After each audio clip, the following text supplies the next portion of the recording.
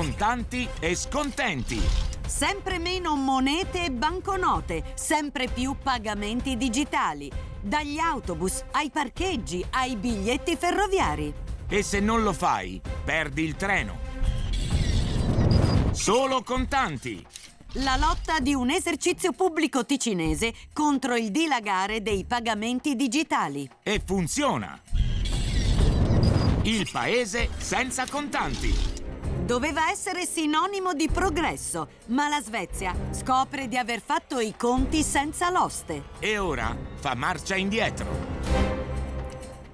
Buonasera, ben ritrovati a Patti Chiari. Avete sentito già dal nostro sommario, parliamo di qualcosa che fa parte della nostra vita da sempre, il denaro, che può essere appunto sotto forma di monete oppure di banconote. Dicevamo, li conosciamo da sempre, li usiamo per pagare, denaro fisico fatto di carta oppure fatto di metallo. Ebbene, eppure, nonostante sia una certezza, una sicurezza, pensate, un paio di mesi fa abbiamo dovuto votare per poterlo ancorare alla Costituzione, per poterlo salvaguardare. Come mai? Perché sempre di più questo denaro fisico sta scomparendo e per pagare si usa sempre più spesso questo. Oramai lo sapete, il cellulare con le sue app e poi anche le carte di credito. Allora, affrontiamo subito questo tema e lo facciamo col primo ospite, perché con noi c'è stasera l'avvocato nonché presidente della Società dei Commercianti di Lugano, Rupen Nakaroglu. Buonasera. Salve, buonasera, prego. Bene, lei anche? Bene, benissimo, allora, grazie.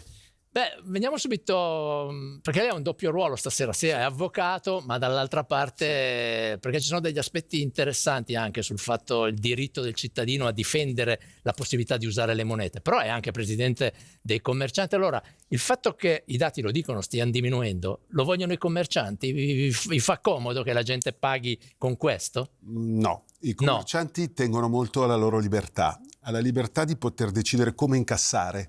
E quindi sia il contante che il digitale, che tutti gli altri sistemi, le carte, le app. Va bene tutto, purché si incassi. Ma certo, fondamentalmente siamo molto, molto legati alla nostra libertà. Quindi se c'è questa tendenza è più dovuto a una pressione delle banche oppure a una comodità del cittadino, secondo lei, di chi paga? L'evoluzione digitale in sé, la comodità, evidentemente il fatto di spesso non avere il contante, io ne ho sempre un pochino in tasca. Lo tiene. Sì, qualcosina sì, però effettivamente col passare degli anni penso che tutti paghiamo più spesso col telefono o con la carta. Lei per esempio, quando prende il caffè? Il caffè? Il parcheggio? Parcheggio quasi sempre col telefono. Col telefono, sì. Il caffè? A volte in contanti, più il bar è ancora un momento di... Sì, a volte sembra strano, no? Pagare 1 franco, 2 franchi, 3 franchi col telefonino. Perché le spese poi per i commercianti lì sono le percentuali. Esatto, c'è questo aspetto perché va a pesare sul commerciante. Lo affrontiamo, può sembrare un tema, come dire, una questione di lana caprina questa qui, e invece è importante, abbiamo visto, abbiamo addirittura votato. Chiara Camponovo, è una questione importante. Non è una questione banale, racchiude in sé un po' di cose che sono dei valori anche, certo, e delle abitudini che abbiamo. Appunto, siamo andati a votare, i contanti li vogliamo mantenere come mezzo di pagamento, eppure ci viene data sempre meno la possibilità di usarli, solo pagamenti digitali e a volte anche senza alternative. E noi proprio su questo vi abbiamo proposto un sondaggio con una domanda che la domanda è i pagamenti esclusivamente digitali senza alternative andrebbero vietati? Il 61% dice di sì, a riprova del fatto che si vuole avere la scelta di pagare anche con i contanti. Allora continuate a votare e entrate nel nostro sito per dire la vostra, lo potete sempre fare tramite i nostri canali. Benissimo, la domanda tra l'altro non è casuale perché esistono già situazioni in cui appunto comincia a non potersi più pagare in denaro contante. Allora siamo andati a guardare quello che succede, perché chi non ha il cellulare, chi non vuole scaricare le app, chi fa fatica, non sa utilizzarle le app, pensiamo a delle persone anziane, o chi proprio per principio non vuole utilizzare i metodi digitali, che fa? La risposta potrebbe essere semplice in quei casi lì. Si arrangia, perché nessuno gli viene incontro, sono affari suoi e viene pure punito. State a guardare nel servizio di Chiara Camponovo e Gioele Di Stefano.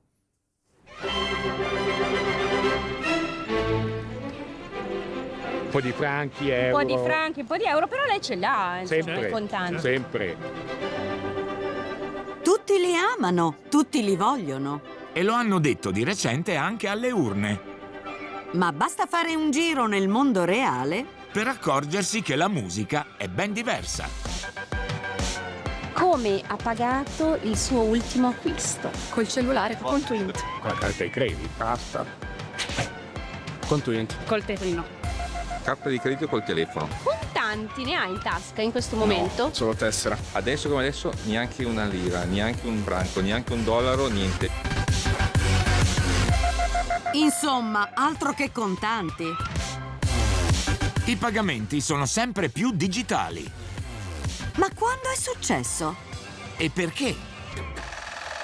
Per capirlo, cominciamo con un tuffo nel passato. Con questo oggetto.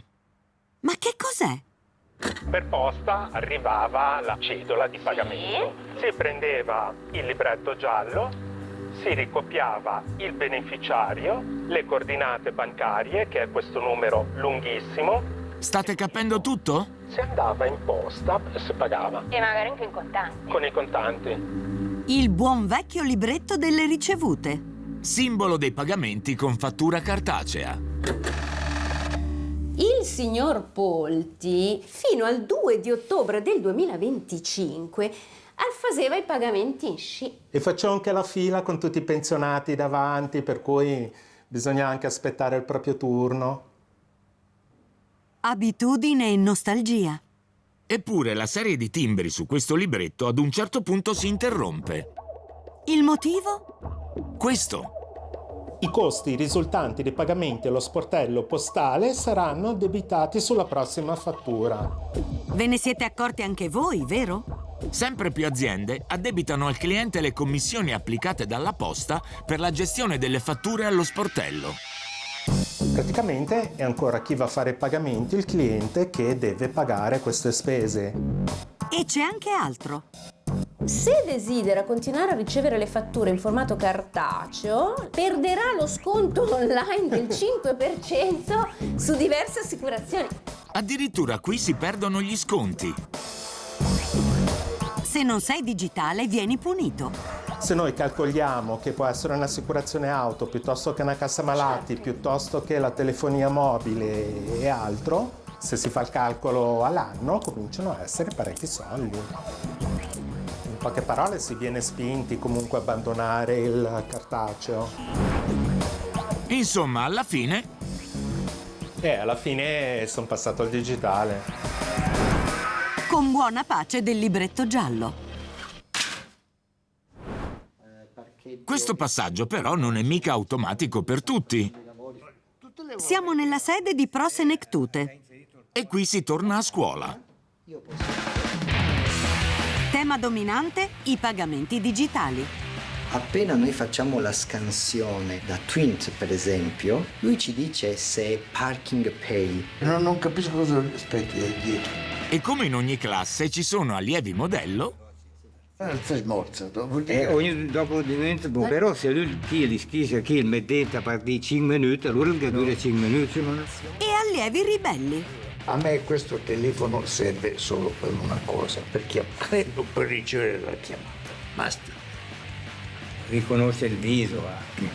Quello. Non so come si fa.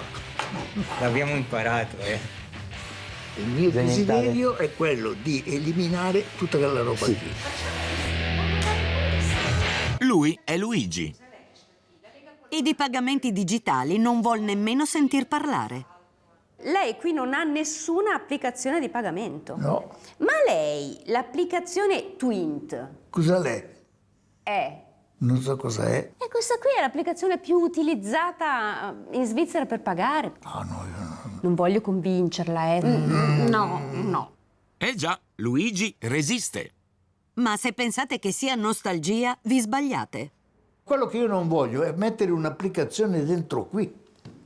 Il fatto di avere questo come mezzo di pagamento consente a chi vuole di controllare i miei movimenti e la mia attività. Sì, e che problema è? È un problema di discrezione individuale. Cioè lei non vuole far sapere a nessuno? Io non voglio far sapere a chi che sia, no? Quando io pago per che cosa. Insomma, digitale per Luigi equivale a sotto controllo. Cosa che non sembra affatto preoccupare il suo compagno di corso Eros. Lui, con i pagamenti digitali, è tranquillissimo. Tutti i pagamenti digitali. Dunque, scusi, ma lei i contanti, andare in banca, la posta e tutto? È eliminato. Per i pagamenti solo computer e telefonino. Apro la webcam, no? Infatti Ecco, adesso e mi arriva, qua ecco. tutte e due. Speriamo che funzioni, nel senso che bisogna star lì belli fermi. Ecco, è già andato. Basta un clic qua. Fatto. Tac.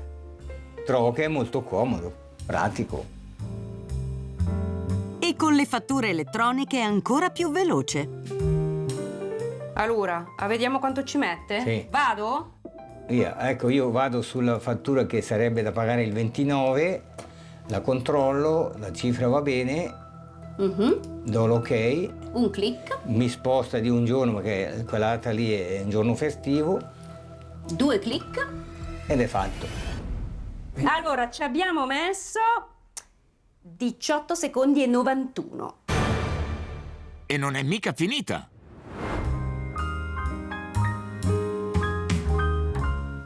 Io i pagamenti li posso fare anche qui, comodamente seduto in poltrona. Vedo. Col mio telefonino. Sì. C'è l'applicazione, ecco, mi riconosce la faccia, mia L'ha banca. riconosciuta col suo viso, eh? Sì. Cosa ho detto che è avanti il signor Bernasconi? Più che essere avanti, ho cercato di non rimanere indietro. Torniamo da Luigi il ribelle. Ma scusa, il computer chi in casa sua? Ma per fare cosa? Per pagare. Per usare l'e-banking, no, e-banking, No, sa cosa vuol dire? l'ho sentito parlare, ma a me me l'ha neanche in ZB perché sanno che probabilmente Niente mi e-banking. conoscono, sanno che io l'e-banking su mio cosa Luca, fa. Twint, niente da fare, Niente da fare. e-banking, Niente. men che men. Ma scusi, ma lei ha qualcosa da nascondere? Perché No. a uno verrebbe voglia di dire No, sì. no, non ho niente da nascondere, ma non voglio che la gente possa curiosare quello che faccio io. E allora? E allora il contante. E allora il contante. S'acciappa i danese va in posta. Esatto. E ci vuole il suo tempo. L'operazione è sempre più rara, anche perché costa. Ricordate? I costi risultanti dai pagamenti allo sportello postale saranno addebitati sulla prossima fattura. È forse anche per questo che il numero di pagamenti allo sportello è in caduta libera. In 10 anni sono diminuiti del 68%. Da 163 a 52 milioni. Luigi persiste. A costo di pagare spese aggiuntive. E di metterci più tempo.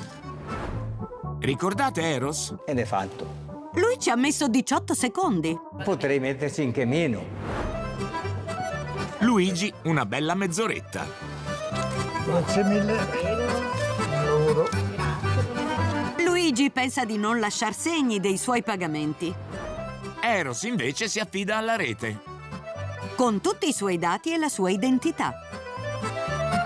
Il fatto che comunque la sua banca ha il pieno controllo di tutto quello che lei fa Boh, non mi dà fastidio perché è così. ormai è così. Bisogna poi avere anche fiducia. Se non hai fiducia della banca, dunque, non lo so. Che ci piaccia o no, la scomparsa dei contanti non riguarda solo fatture e pagamenti, ma anche altro.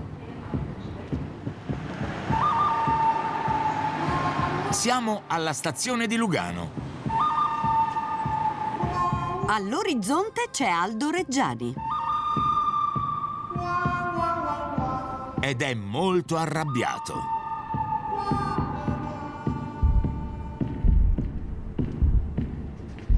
Ma non è venuto in auto? Ma io qua non vengo più in auto. In stazione Aldo non era venuto per prendere il treno. Ma per una specialità tutta elvetica. E io sono venuto qua con la famiglia per mangiare i rösti quando c'era la rassegna. Non mi sarei mai immaginato alla fine di aver bisogno di questo. Già, da qualche tempo in stazione per pagare il parcheggio bisogna essere completamente digitali. Siamo arrivati qua, siamo entrati nel posteggio, visto che c'era tutto lo scotch intorno alla colonnina, ho detto ci va bene, non paghiamo neanche il posteggio oggi. E invece poi c'è un cartello un po' più avanti che dice che bisogna scaricare un'app delle ferrovie, lasciare tutti i propri dati e il numero di targa per un piatto di rösti. Lei non l'ha fatto? Io non l'ho fatto perché mi sono rifiutato, ho lasciato fare i miei figli pensando che con l'applicazione del treno, loro hanno tutti e due metà prezzo, potessero farlo. Invece no, bisogna fare un'applicazione ancora diversa. La novità ha indispettito parecchie persone. Vorrei segnalare una cosa per me incomprensibile. Trovo personalmente vergognoso che in un posto così si sia deciso un sistema di pagamento così complicato. Qui, oltre a 2 ristoranti, c'è anche un centro medico. E tutti sono obbligati a scaricare l'app. Ecco, è praticamente quello che è successo a lei. Mi sembra una cosa assurda che alla stazione, dove c'è un movimento di persone che non sempre vengono alla stazione, non sempre hanno le applicazioni della ferrovia, che non ci sia un modo di pagare come si pagava fino all'anno scorso. Che spiegazione si è dato di tutto questo ambaradan che non c'è più la colonnina? Non riesco a darmi una spiegazione. Sembra quasi che le ferrovie non abbiano interesse o vogliano addirittura evitare di avere persone che vengono alla stazione. Ma è davvero così? Che cosa dicono le FFS? Ma mi permetto di dire assolutamente no. Noi vogliamo che le persone, la gente venga in stazione con un concetto di mobilità combinata, però. Mobilità combinata che non comprende il piatto di rösti di Aldo. I posteggi Park and Ride non sono posteggi concepiti come i posteggi della città, i posteggi del centro commerciale. Questo parcheggio, insomma, è solo per i viaggiatori. Rigorosamente digitali. Qui dietro c'era la possibilità di pagare in contanti. Già, guardate, i contanti qui sono stati letteralmente murati. E non è più possibile pagare nemmeno con la carta di credito. Qualcuno che non ha lo smartphone non può più fare questo e se vuole stare qua... Paga 16 franchi. E se vuole stare qua... La carta giornaliera. Deve fare la carta giornaliera a 16 franchi. Capito? Chi non ha l'applicazione deve recarsi ai distributori di biglietti dei treni. E acquistare una carta giornaliera per il parcheggio. A 16 franchi. Anche per una sola ora di sosta. Se ho l'app posso anche fare un pagamento di minimo un'ora. Senza app si paga il 16 franchi. Ancora una volta, se non sei digitale vieni punito. Paghi di più. In futuro nel comparto della stazione ci saranno altre opzioni, ma per ora è così. È quello che ci viene chiesto dal mercato. Già, il mercato. Le ferrovie federali il binario digitale lo percorrono da tempo. I biglietti risparmio e le carte giornaliere si acquistano solo online. Come dire che... Se non sei digitale, perdi il treno. E allora, eccoci di nuovo a scuola. Altro corso Pro Senectute in collaborazione con le FFS. Lei è abituata più ai contanti che a questo genere? Sì. Dunque mi adatterò. No, ma non fa cuore. Sì, ma certo, modo. Non è così evidente. Cioè. Con le tasse pommiasi da io. Ma non mi ricordo niente. Che l'aiutano. Esatto, questo è da aiutare. Mi speri che finché scampi mica si era la moneta. Ha difficoltà? Beh, insomma, un po' sì. L'importante è smanettare. Fa fatica? Sì, non è il mio ramo. Questo progresso così in fretta. Strumento infernale. Per un biglietto, anche per fare un pagamento, occorre usare questo aggeggio. Siamo fuori. Saremo anche fuori, ma dobbiamo adattarci. Fra qualche mese sulla via digitale ci sarà un'ulteriore accelerata. In pratica, questo meraviglioso gesto qui di quando le monetine non entravano, non lo farò più. Esatto, sì. Addio distributori di biglietti a contanti. Si passerà al digitale. Su ogni veicolo, ogni bus Sì. presente in Ticino verrà installato un mini distributore automatico che permetterà di acquistare i titoli di trasporto senza contanti e senza contatto. Prendo la mia carta della posta, Sì, salgo sul bus, la metto lì esatto. e pago il mio biglietto. Esatto, sì. La ragione del cambiamento è presto detta. La manutenzione di un apparecchio come questo costa tra i 500 e i 1000 franchi all'anno. Ma gli incassi di contanti, quelli calano. Molti apparecchi incassano meno di quello che costano. Alcuni addirittura meno di 100 franchi e abbiamo avuto 4 casi nel 2025 di distributori che hanno incassato solo 15 franchi in un anno. È più la spesa che l'impresa, come si dice, Esatto, di tenerli. E allora le aziende di trasporto pubblico investono su app come questa. Anche perché a loro conviene. Possiamo affermare con una certa sicurezza che i costi sostenuti per utilizzare queste applicazioni sono molto inferiori a dei sistemi fisici come quelli che abbiamo oggi. Col digitale le aziende di trasporto risparmiano. E il consumatore, lui, si adatta. E poi su, dai, i contanti non li usa più nessuno. Ha pagato con le monete, scusi lei? Sì. Ah, è una mosca bianca lei. Ecco, per le mosche bianche che fanno resistenza ai pagamenti digitali, che cosa si farà? Abbiamo una soluzione che è stata scelta a livello nazionale dal settore del trasporto pubblico di avere queste carte prepagate o carte valore. Se uno vuole pagare col 20 franchi, viene qua e compra la carta prepagata. Esatto, sì. Oltre naturalmente agli abbonamenti. E che siate digitali o analogici, le regole non cambiano. Bisogna avere il titolo di trasporto prima di salire sul mezzo di trasporto pubblico. Noi alla fine di questo viaggio restiamo con qualche domanda in sospeso. Che fine faranno i contanti in futuro? E poi, siamo sicuri che i pagamenti digitali siano sempre sinonimo di progresso?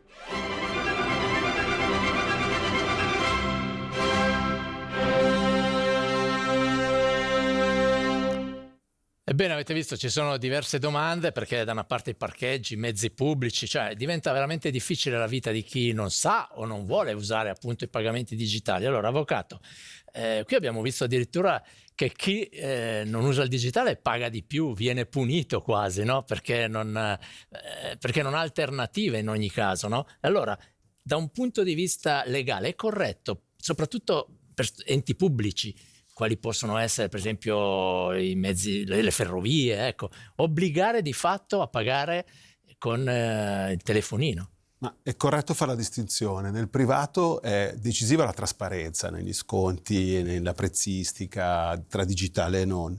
Per il servizio pubblico, oppure dove c'è un mandato pubblico preciso, invece le necessità sono più stringenti, nel senso che secondo me è molto problematico scaricare costantemente sul cliente il costo dell'analogico, come abbiamo visto nel servizio. Ecco, questo, se è sistematico, secondo me va ritenuto problematico. Va ritenuto problematico cosa vuol dire? Che se uno ricorresse, facesse una causa, prendesse una multa e decide di non pagarla, certo lei non è il giudice qui, ma potrebbe... Evidentemente, come in ogni caso, bisogna guardare le circostanze concrete. Ecco, l'alternativa al digitale deve essere un'alternativa concreta e accessibile, non solo sulla carta.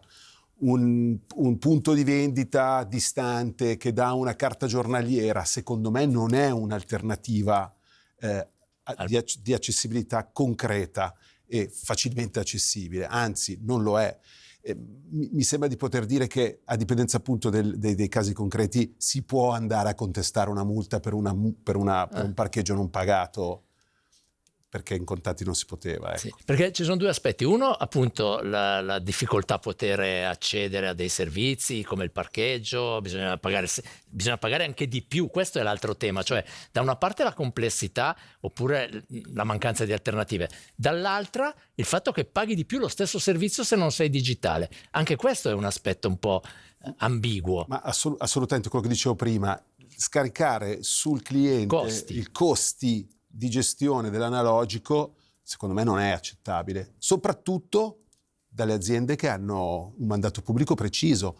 Non è che ci sia alternativa tra la posta e l'FFS per spedire un pacco o prendere un treno, non è che non posso scegliere un'altra azienda per viaggiare, mentre in un negozio, se non mi fa uno sconto sul digitale, vado a sceglierne un altro che tutela di più i diritti di chi non ha il telefono, mettiamo così, anche se oggi la categoria di chi non ha il telefono non è categoria giuridicamente protetta come il conduttore nel contratto di locazione, il lavoratore nel contratto di lavoro. Ecco. Certo. Bisognerebbe, perché c'è anche una forma un po' anche di discriminazione verso certe categorie. Assolutamente, gli anziani entrano in gioco, i turisti, mi viene da dire, che vengono e non hanno le app e quindi si trovano subito in difficoltà, poi generalmente non hanno sempre i franchi in tasca. Ecco. Anche quello. Quindi evidentemente bisogna guardare in concreto. È delicato, quindi su questo aspetto è importante anche quello che abbiamo visto appunto del risparmio, non si possono ottenere dei vantaggi, delle carte giornaliere vantaggiose se non si fa online, e su questo abbiamo chiesto delle risposte. Chiara Camponovo. Sì, allora sulla presenza di offerte solo online sull'applicazione abbiamo interpellato Allianz Swiss Pass, che gestisce i biglietti dei trasporti pubblici, per intenderci, e ci risponde che i biglietti risparmio, diciamo, sono nati solo online, sono sempre stati disponibili solo online. È possibile acquistarli con app e in internet, ad esempio presso le FFS o altre aziende di trasporto come le BLS. Le FFS offrono la possibilità del pagamento con fattura. La carta giornaliera risparmio dei comuni può essere pagata in contanti, in alcuni comuni dipende insomma da comune a comune.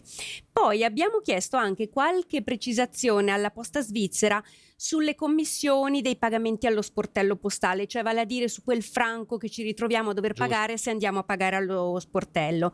La Posta ci dice che la commissione per pagamento allo sportello in realtà esiste da oltre un secolo, dunque probabilmente prima noi non la pagavamo. Perché? Perché queste spese vengono fatturate alle aziende che mettono le fatture, che decidono poi se addebitarle o meno alla clientela finale, che appunto va a pagare allo sportello. Insomma, queste commissioni ci sono sempre state, adesso le scaricano sempre di più sulla clientela finale e pian piano noi ci digitalizziamo, diciamo così. Tutte le prese di posizione in versione integrale le trovate sul nostro sito. Allora, bene, queste sono le risposte che ci hanno fornito anche la Posta, e abbiamo visto che c'è un altro tema che preoccupa molto i cittadini, ed è quello del controllo tramite i dati raccolti. Allora, affrontiamo anche questo, lo facciamo con un collega, giornalista scientifico, con noi Paolo Attivissimo. Buonasera Paolo. Buonasera. Salve, benvenuto, prego. Allora, tu mi immagino che da giornalista scientifico specializzato in app e così non tocchi un franco fisico da una vita. Li uso poco. Li usi poco. Ma non sono completamente telefonizzato, io vivo di tessere. Tessere. Perché la tessera funziona in modo più affidabile rispetto all'app. Perché? La tessera non ha una batteria, non si scarica, non ha bisogno di campo e quindi funziona in modo più veloce soprattutto per me. Quindi ci stupisci, cioè invece del telefonino, dello smartphone, la tessera, ancora qualcosa di fisico, però hai anche... Sì. Però per esperienza ho visto che le tessere sono molto più affidabili, quando ci sono. Quando ci sono, ecco, per esempio per dei pagamenti dei parcheggi e cose del genere, abbiamo visto che c'è questa alternativa anche, no? Funziona molto bene, dire rapida. E la preoccupazione che hai sentito qui nel filmato del signor Luigi che dice che teme di essere controllato, allora, cioè uno viene da dire che siamo così tanti che uno non è che proprio controlla lui, però è una preoccupazione reale? Dipende dove si fanno i pagamenti. Finché si tratta di fare pagamenti presso aziende nazionali, presso aziende statali che hanno quindi hanno un obbligo di rispettare delle leggi molto severe sulla privacy, sulla riservatezza, non credo che ci siano grossi problemi. E quando magari si fanno gli acquisti online, presso negozi, allora lì c'è il rischio che questi dati vengano presi, venduti, perché sono soggetti a una normativa che non è quella svizzera. Allora in quel caso mi preoccuperei un po'. Lo sappiamo che i social network fanno profilazione degli utenti in base agli acquisti. Esatto. Faccio un acquisto su un grosso sito di commercio, posso aspettarmi che verranno proposti altri prodotti di questo genere, vuol dire che mi stanno profilando. Beh, basta, cioè se si è consapevoli si può combattere questa tendenza, sì, essere consapevoli di quello che succede, c'è modo. Però per esempio un'applicazione Twint è così, i nostri dati quando uno la prende dove vanno a finire? Alla posta. Sì, rimangono comunque, lì. Ecco, rimangono soggetti comunque alla legge federale sulla protezione dei dati, quindi si può stare ragionevolmente tranquilli. È quando si esce da questo sistema che il rischio aumenta. Ok, poi c'è l'altro aspetto, poi vorrei sentire un po' da casa perché io immagino che ci saranno diverse sollecitazioni, ma c'è anche un problema di rischio, blackout, sistema che salta, sì. Cioè non sono scenari impossibili questi qui, no? Abbiamo avuto diversi casi, abbiamo avuto il caso di CrowdStrike dove un aggiornamento generale di un pezzettino di software che viene usato da tutti i sistemi di pagamento del mondo ha mandato in tilt buona parte dei sistemi di pagamento di tutto il mondo. Abbiamo avuto anche Cloudflare, che è uno dei più grossi fornitori di servizi di connettività di internet, la spina dorsale di internet si è spezzata e quindi non funzionava più nulla nel sistema di pagamento. In quel senso bisogna proteggere il denaro contante perché... È la soluzione, il piano B, quello può sempre servire. Teniamo presente che siamo in momenti in cui oggi possono esserci anche attacchi informatici mirati per motivi politici, oltre che per semplice hackeraggio tradizionale. Esatto. Quindi... E tra l'altro tra poco vedrete anche cosa succede in Svezia, che aveva puntato tutto sul pagamento digitale e adesso sta succedendo qualcosa, siamo andati a verificarlo. Intanto Chiara, vediamo un po' le reazioni da casa. Le reazioni sono tante perché questo è un tema che tocca molto, insomma. Allora, si è addirittura votato, pensa un po'. Sì, quindi... è vero che in Svizzera votiamo su tante cose, sì, però qui devo dire che il tema c'è. Allora, diciamo, Caterina fa notare che visto che digitalizzando le aziende di trasporto risparmiano e noi regaliamo i nostri dati, allora i prezzi dei biglietti dovrebbero diminuire anziché aumentare. È vero che effettivamente è una domanda che ci potremmo porre. E poi per esempio Pio si chiede se la scomparsa dei cosiddetti postomat che vediamo tutti diminuire, no? I distributori di banconote, è legata a una precisa strategia, perché in qualche anno sono scomparsi in vari punti delle città e abbiamo ricevuto diverse segnalazioni in questo senso legate alla città di Lugano, niente più postomat in stazione a Lugano, niente più a Cassarate, problemi con quello di Viganello e il distributore di contanti solo all'interno della posta centrale a Lugano, dunque non è più 24 ore su 24. E poi abbiamo anche Carlo che dice che nel 2021 ha pagato un acquisto allo sportello e qualche giorno fa, dunque 5 anni dopo, ha ricevuto un addebito di €1,60 per queso pagamento che aveva fatto e poi si chiede: ma è normale pagare per pagare, insomma. E poi a dire il vero ci sono state tante reazioni ad una foto che abbiamo pubblicato negli social, scorsi giorni. I bagni pubblici alle stazioni FFS pagabili solo digitalmente, lo vedete. Avete reagito in parecchi su questo cambiamento che ha dato abbastanza fastidio. Allora, noi abbiamo interpellato le FFS che ci hanno dato una spiegazione abbastanza precisa.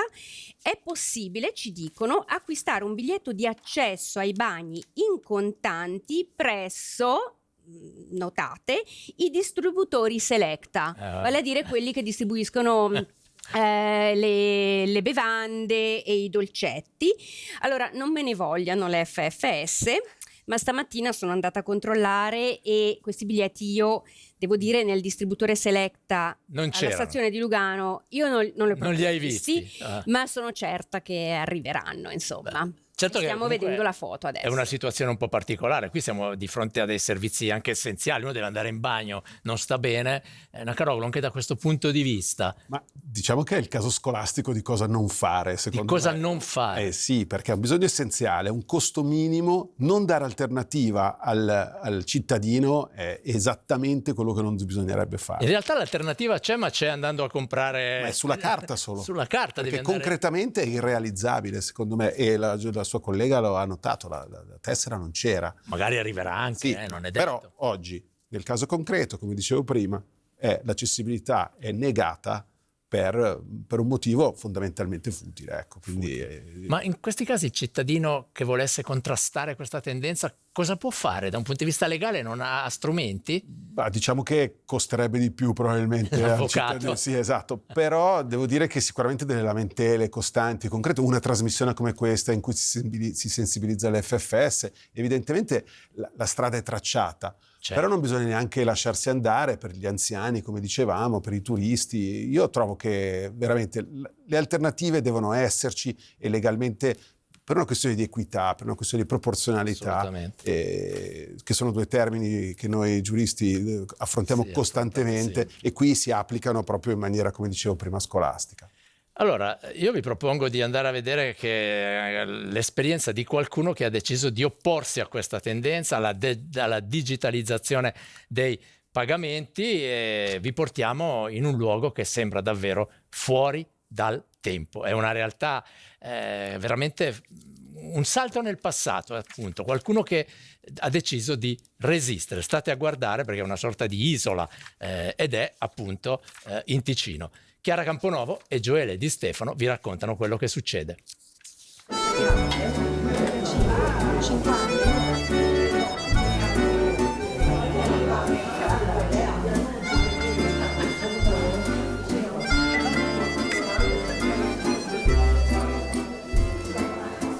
La potremmo chiamare l'isola dei contanti. Qui si paga solo così. E 45. Ok, grazie. La signora sta pagando rigorosamente in contanti, vero? Certo. Io lo trovo geniale. Forse nostalgia. Io ho sempre i contanti in tasca e cerco di pagare solo in contanti. Sono venuta con i contanti, ma prima sono passata in banca a prenderli. Dietro a questa realtà che pare fuori dal tempo c'è la famiglia Ribolzi Ferrari, che resiste ai pagamenti digitali da ben 17 anni. Questo è un po' il simbolo di una resistenza, diciamo così. Sì, da 17 anni è sempre lei. Niente carte, niente Twint. Se 17 anni fa poteva sembrare quasi un po' la norma, adesso lo sembra molto meno. Allora, perché ostinarsi così? Non ci interessa entrare in un sistema di pagamenti controllati, di prelevamenti di commissioni, di transazioni controllate. Niente Visa, niente Mastercard, niente American Express. Davvero un mondo a parte rispetto alla tendenza attuale.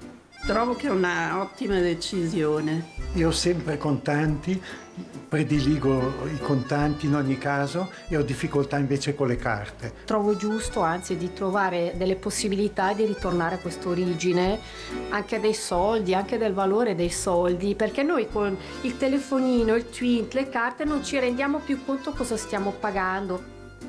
Stando alle cifre della Banca Nazionale, in negozi e ristoranti solo il 30% dei pagamenti vengono effettuati in contanti. E la percentuale è in costante calo. Tutti si adattano al digitale. Loro no. L'idea è proprio quella di dedicare il denaro che ci verrebbe prelevato con le commissioni alla cura invece dei dettagli della nostra attività.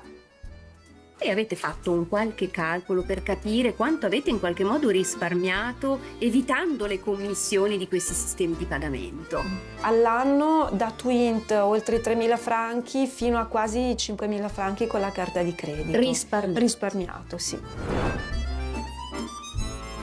Per le commissioni si va dall'1,3% di Twint fino al 2% in media con Mastercard e Visa. Per ogni transazione. E per una piccola realtà come questa non è poco. Vuol dire che qua 50 franchi sono 50 franchi. 50 franchi sono 50 franchi integri. Beh, viene da dire però anche che oltre frontiera voi sareste totalmente nell'illegalità. Già dal 2022 nella vicina Italia il pagamento elettronico è obbligatorio. Per controllo fiscale. Che diciamo? Ogni consumazione viene tipata, viene registrata, viene messo uno scontrino ad ogni cliente. Sì, era la normalità fino a qualche anno fa, assolutamente sì. Ma dunque vi definite cosa? Dei resistenti o dei testoni? Degli insistenti. A costo di perdere qualche guadagno.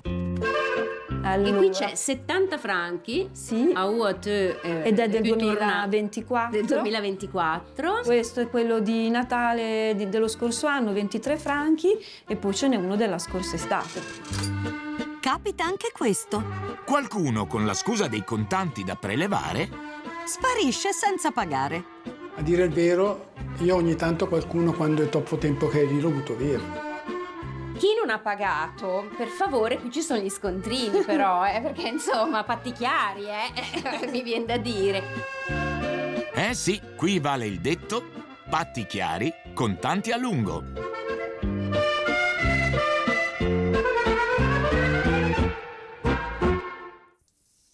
Ebbene, avete visto che questa esperienza di un esercizio pubblico che non accetta i pagamenti digitali è interessante. Tra l'altro c'è stata molta solidarietà nei confronti di questo esercizio pubblico, che notiamo anche in generale dai messaggi che stanno arrivando, mi diceva appunto la collega, soprattutto sulla questione del bagno pubblico alla stazione di Lugano. Sono molti a contestare quella scelta, abbiamo visto che ha delle criticità. Noi per completezza vorremmo anche dire che avevamo intervistato il portavoce appunto dell'FFS nel filmato, ma li avevamo anche invitato qui in studio questa sera, proprio anche per poter rispondere a questi aspetti, a questi elementi, a queste critiche. Hanno preferito non essere presenti, però insomma la gente si fa viva, i telespettatori si fanno vivi con delle critiche in questo senso, che poi comunque potrete trovare nel sito e potete anche comunque continuare a discuterne. Intanto tra poco veniamo alla questione appunto legata proprio all'esercizio pubblico che non vuole i pagamenti digitali. Lo affrontiamo tra un attimo, però fin qui abbiamo aggirato un po' la questione economica, adesso dobbiamo affrontarla. Ci serve un economista e con noi c'è il collega della redazione economica della RSI, Marzio Minoli. Buonasera Marzio. Buonasera. Salve, prego, ciao, accomodati pure Marzio. Allora, buonasera. Partiamo da questo esempio qui. Da economista, come vedi l'esempio di un esercizio pubblico che dice no, io i pagamenti con questo non voglio che ci siano nella mia struttura? Io lo vedo come un rischio. Un rischio? Oggi come oggi sì, perché ti precludi una fetta di clientela sempre più grande. Sto pensando soprattutto a chi viene da realtà dove il pagamento digitale è ormai una consuetudine, magari da noi lo è però un po' meno. Ecco, il turista magari dice vabbè, rinuncio. Ma è un timore esagerato quello di questi, in generale, al di là di queste persone, ma che scompaia il contante, quindi loro fanno questa battaglia per dire almeno qui diventa un presidio del contante, ma in termini più generali è un rischio reale che il contante tenda a sparire negli ultimi anni? Allora, negli ultimi anni sta sparendo. Sta sparendo. I dati della Banca Nazionale ci dicono che nel 2000 c'erano 30 miliardi di banconote in circolazione, nel 2021 siamo arrivati a 92. Siamo arrivati a 92 miliardi.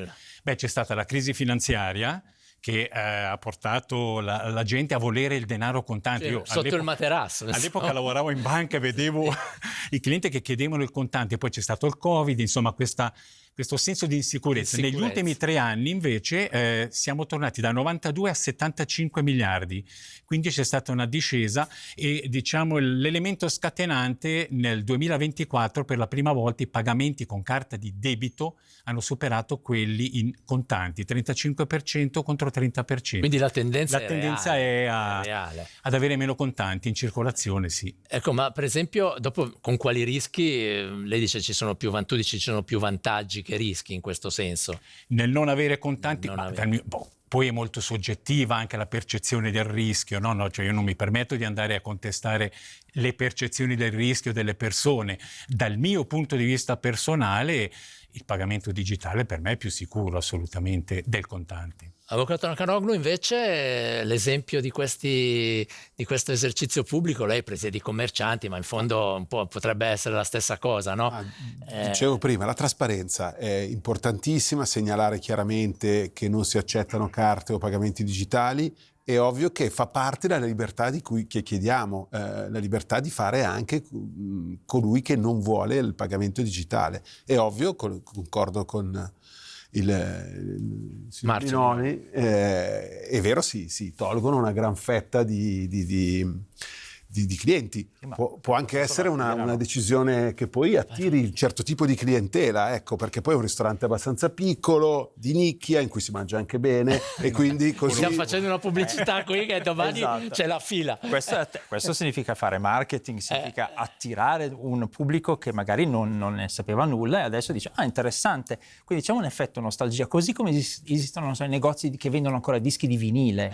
La gente va a comprare lì perché lì trova quella cosa, quella chicca, che è gratificante al di là dell'oggetto in sé, proprio il piacere della tangibilità del contante, l'interazione sociale. Che ha ancora un'importanza. Siamo animali sociali, in fin dei conti. Sì, ok, l'app, appoggio il telefono, appoggio l'orologio pagato, sì, ma diventa impersonale, freddo. Però siamo anche uomini economici, no? E quindi, certamente, e quindi c'è anche il tema delle commissioni, però, perché in fondo abbiamo visto questi signori dicevano 50 franchi, per me sono 50 franchi, nessuno mi tocca un centesimo. È vero. E questo va a pesare sui budget degli esercizi pubblici, cioè è un aspetto. È un servizio però che io pago. Tutti temono di essere dipendenti dalle carte americane, la Visa, cioè questa dipendenza anche, no, dal grande sistema internazionale. Allora, le commissioni vengono pagate perché io offro un servizio, nel senso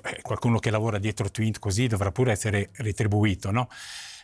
Pensiamo che il contante, se ho una cassa con 5.000 franchi, a mezzanotte chiudo la cassa e li porto a casa. Sappiamo tutti oggigiorno i problemi di sicurezza che ci sono. Io so che lì pagano solo in contanti, adesso mi apposto e aspetto che escano quei contanti. Adesso non so nemmeno se esistono ancora il famoso tesoro notturno nelle banche, no? C'è ancora. Esatto. Comunque bisogna andare fino alla banca e mettere il contante nel tesoro notturno. Con il pagamento digitale non ho più questo problema. Chiaramente è un servizio che io devo pagare. La dipendenza dalle carte americane è una paura, secondo me, poco fondata, forse dettata anche da questa... però c'è un progetto per creare una carta europea, no? Un sistema europeo. Ma non funziona. Però il fatto che ci sia vuol già dire che, come dire... Sì, ma non funziona. Al momento non funziona. Al momento Visa e Mastercard hanno ancora circa il 70% del circuito di pagamento mondiale ed è così. La Banca Centrale Europea sta pensando di emettere questa moneta digitale per mantenere la sovranità, perché il contante, una cosa che dà il contante è la sovranità sulla moneta, cosa che non dà meno la moneta digitale. La Banca Centrale Europea sta pensando di emettere l'euro digitale per mantenere la sovranità, però anche qui sono progetti e processi che vanno per le lunghe. Avvocato, vuole dire qualcosa? Ma sì, perché i costi effettivamente sono importanti a fine dell'anno. È vero che è un servizio, è vero che va retribuito, però effettivamente queste commissioni poi alla fine dell'anno pesano sull'economia dei commerci, pesano anche in maniera importante e devo dire che spesso... è proprio lì, in un momento abbastanza di crisi per il commercio ticinese, la sopravvivenza di un commercio anche da queste piccole cifre, da questi piccoli accorgimenti può variare, e per quello la libertà sì, ma bisogna soppesare poi tra costi e benefici. Soprattutto per un piccolo esercizio come questo, no? Prego. Io penso all'immagine che abbiamo visto degli scontrini non pagati, quelli sono un costo. Certo. Se un dipendente infedele saccheggia la cassa e io poi devo portarlo in tribunale, eccetera, anche quello è un costo. Cioè, non vogliamo criminalizzare né l'uno né l'altro, si tratta di valutare bene quali sono i pro e i contro di tutti e due i sistemi. Non è che il vecchio sistema fosse perfetto, anzi, sappiamo benissimo. E noi viviamo in un paese dove tutto sommato la sicurezza personale è ancora percepita come garantita. Certo. Altri paesi dove c'è meno sicurezza non si sognerebbero di andare in giro a portare 5.000 franchi in contanti. Io ho scoperto recentemente che la mia banca mi manda per posta, se chiedo, mi manda per posta i cash, contanti. Sì. È affascinante l'idea che la busta arrivi. Meraviglioso. Chiara? Allora, parecchie osservazioni. Allora, qualcuno che ci dice: è un pericolo essere in mano al sistema elettronico di pagamento, se si inceppa, addio spesa. Sono parecchi coloro che dicono: beh, mi si è scaricato il telefonino, non funzionava, insomma non è proprio così semplice sempre. Però, ci dice qualcuno, avete mai pensato quanti falsari in meno, quanti falsari togliamo dal mercato?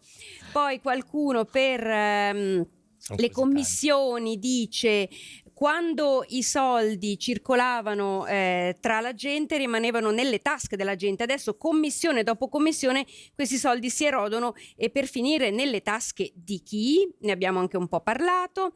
E poi qualcuno che chiede: il denaro digitale è pilastro dell'inflazione moderna. Poi chiederemo a Marzio Minoli: 100 franchi di carta dopo 1000 passaggi di mano rimangono 100 franchi, 1000 passaggi digitali ti riducono il valore proporzionalmente alle commissioni.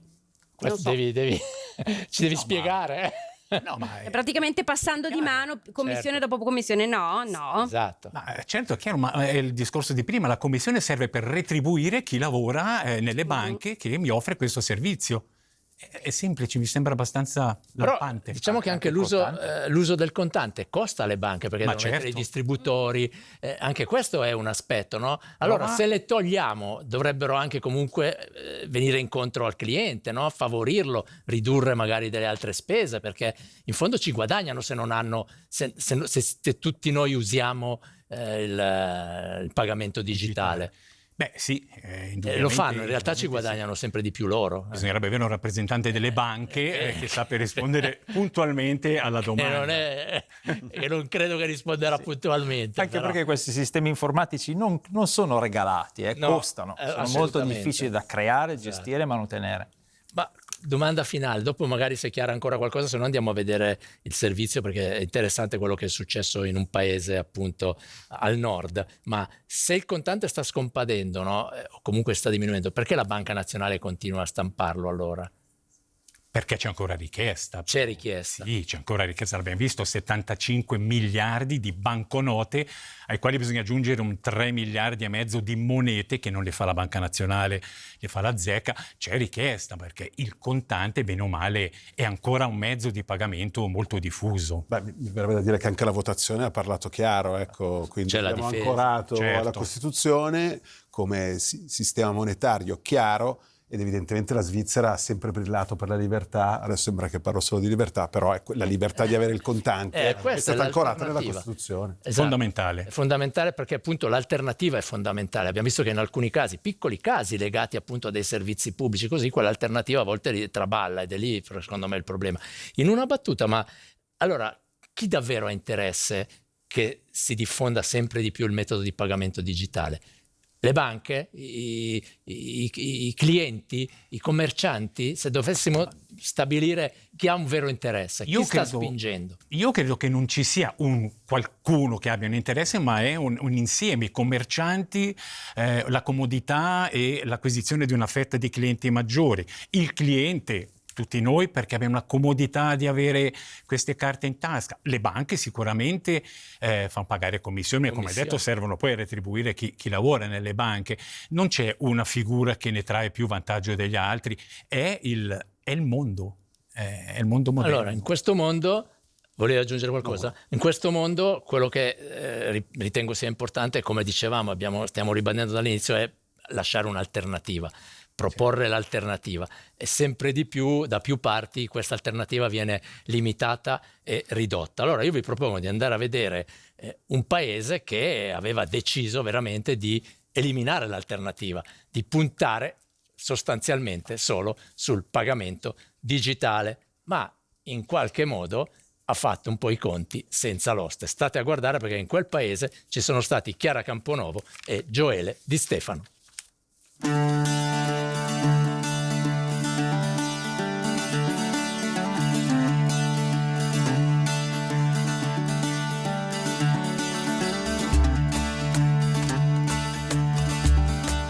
Siamo in Svezia,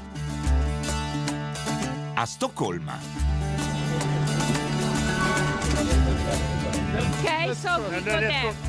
Siamo venuti per incontrare un personaggio particolare.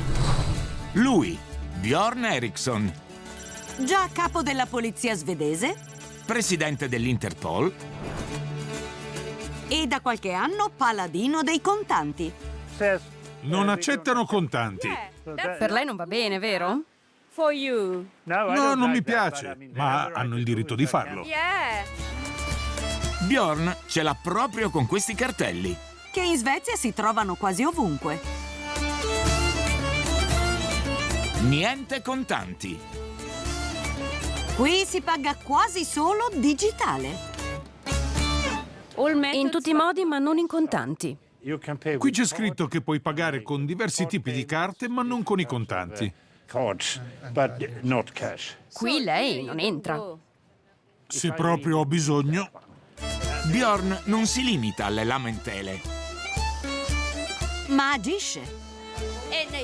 Eravate qui a manifestare? Dentro il centro commerciale? E vi hanno lasciati fare? Sì. Non ho mica chiesto il permesso. Ah, ok, non ha chiesto il permesso. Un alto funzionario di polizia diventato attivista a difesa dei contanti. Ho un regalo per lei. E noi, per rompere il ghiaccio, gliene abbiamo portati un po'. Contanti svizzeri. Il contante è re. Guardi qui, contanti e moneta. È iniziato tutto qualche anno fa. Un giorno volevo usare dei contanti come avevo sempre fatto e mi è stato detto: guardi che i contanti non li gestiamo più. Ho pensato, qui c'è qualcosa che non va, e mi sono davvero arrabbiato. Bjorn ha creato un movimento popolare che si chiama niente po' di meno che Cash Rebellion. La ribellione dei contanti. Addirittura ribellione, ma non esagera. Non esagero affatto. Quando è nato il nostro movimento, ci davano degli idioti che non capivano la società moderna, libera dai contanti, e nessuno si rendeva conto delle conseguenze per la gente. Poi però le cose sono cambiate. Un personaggio è apparso sulla scena, il suo nome è Vladimir Putin. Принято решение о проведении специальной военной операции. La guerra in Ucraina ci ha fatto capire che il denaro contante è necessario in certe situazioni e che abbiamo bisogno di diversi sistemi di pagamento perché è facile che qualcuno faccia saltare il sistema. Già, la guerra ha portato rischi di blackout e attacchi informatici. I politici si sono resi conto che dobbiamo fare qualcosa e che c'è bisogno di mantenere l'opzione analogica dei contanti. Insomma, il poliziotto Bjorn ci aveva visto giusto. E la Svezia, leader dell'economia senza contanti, sta facendo marcia indietro, ammainando la bandiera del digitale.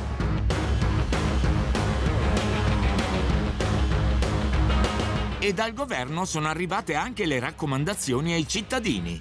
Avere sempre del contante in casa per almeno una settimana. È un buon inizio, però secondo me il contante deve circolare sempre affinché tutto funzioni se c'è una crisi.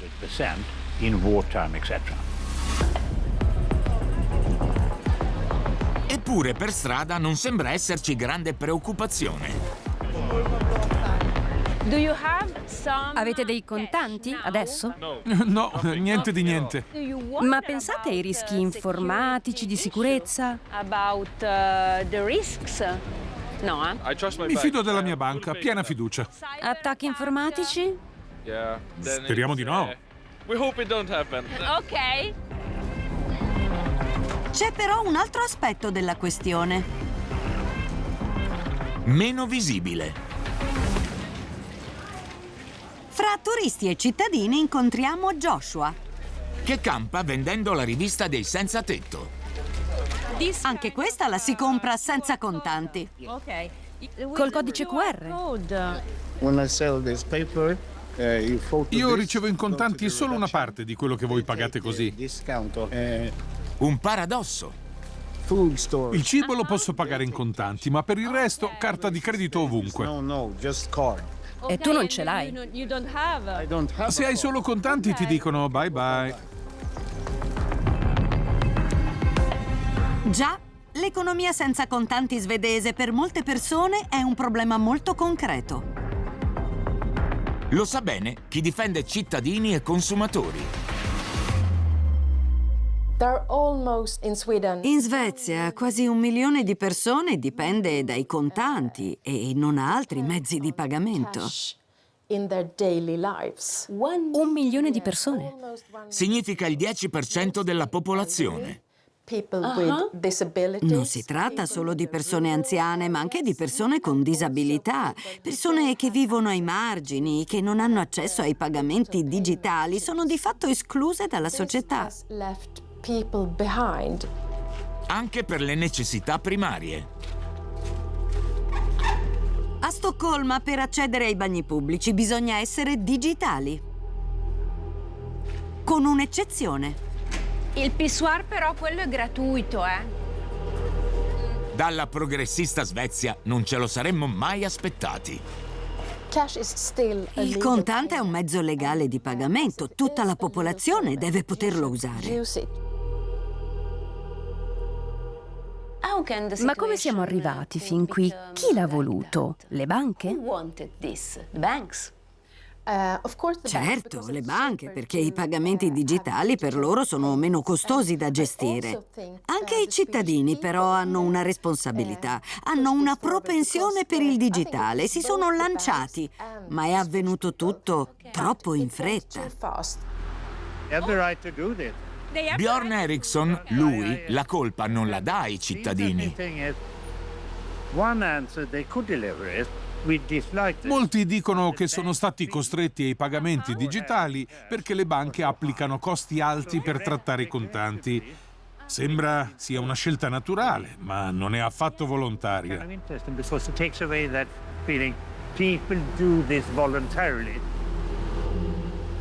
Ora però le cose stanno cambiando. Il governo adesso si è svegliato e spiace che ci sia voluta una guerra per rendersi conto del problema. Adesso c'è una proposta di legge che introduce l'obbligo dei contanti nelle farmacie e i negozi di alimentari, che però già in buona parte lo accettano. Noi però vogliamo che il contante sia reintrodotto ovunque, tutti i negozi, i ristoranti, i mezzi pubblici. Insomma, il dibattito non è affatto concluso. Noi torniamo a casa con una consapevolezza in più. Vista l'aria che tira a livello internazionale, forse i contanti resteranno ancora per un po' nel nostro portafogli.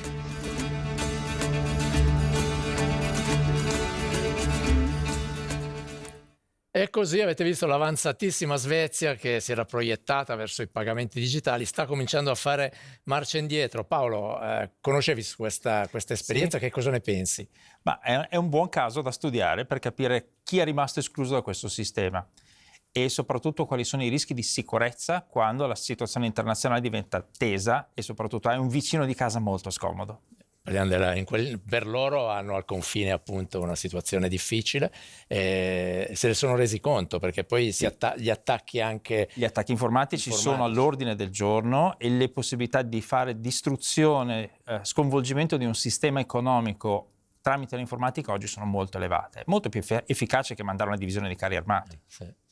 Allora, Nakaroglu, qui si vede un po' la tendenza, no? Quella, prima di tutto si voleva eliminare appunto il cartaceo, poi il contante, poi si sta tornando indietro, un po' uno scontro digitale contro appunto la moneta contante, però diciamo che il problema un pochino esiste già anche da noi, perché Ginevra, per esempio, ha dovuto imporre l'accettazione dei contanti negli esercizi pubblici fino a 300 franchi, il segnale che forse c'era una tendenza che stava andando nella direzione opposta.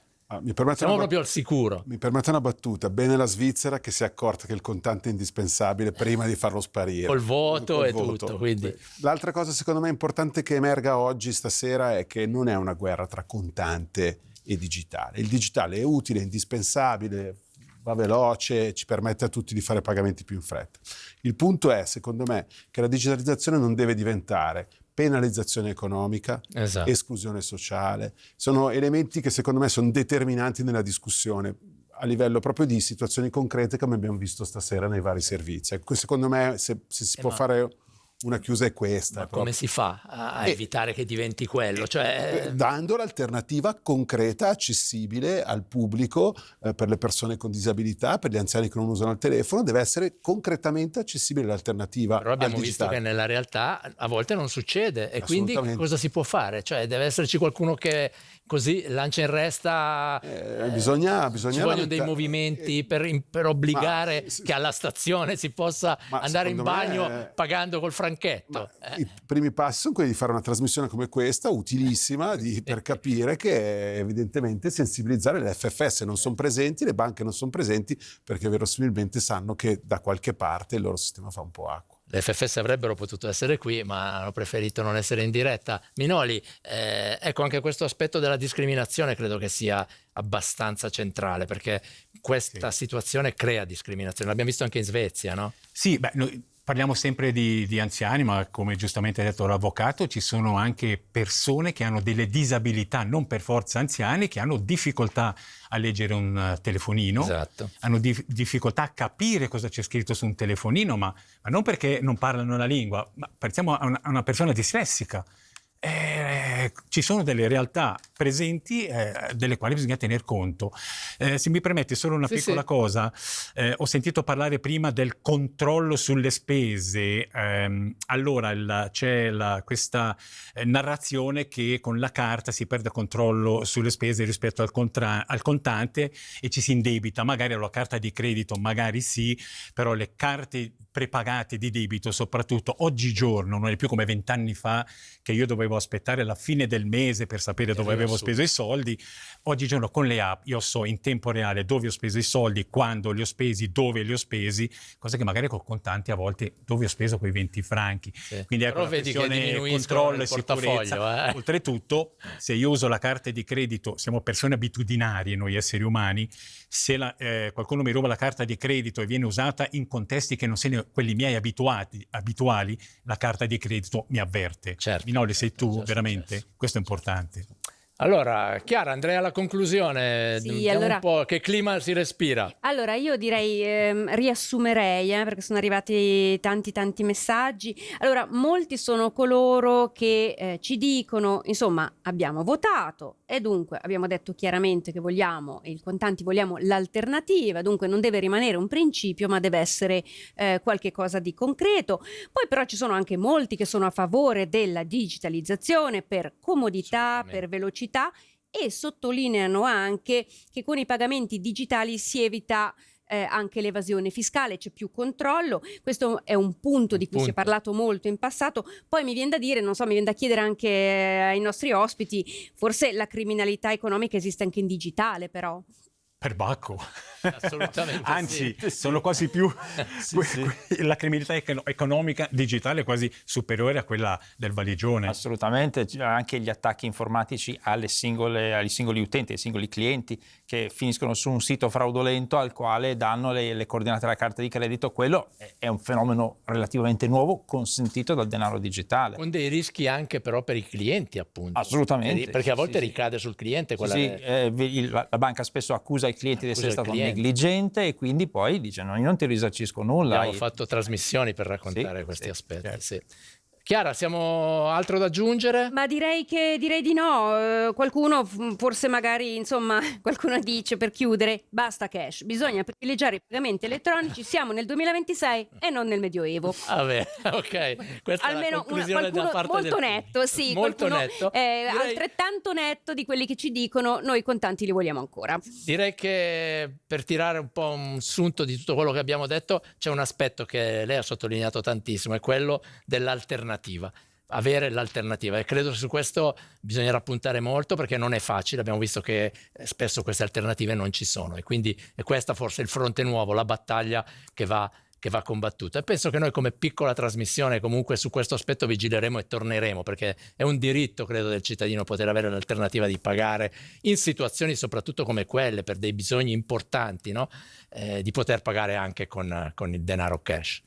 Vi ringrazio davvero per essere stati qui questa sera. Abbiamo affrontato un tema particolare, originale, ma credo che davvero tocca tutti i cittadini. E noi chiudiamo qui e ci vediamo venerdì prossimo. con un tema, qual è il tema di venerdì? Vicini sgraditi, provocazioni, denunce, a volte pensate addirittura le botte. È quello che succede a volte nelle liti di vicinato che rovinano davvero le vite dei cittadini. Ci vediamo venerdì, non mancate all'appuntamento. Grazie, arrivederci.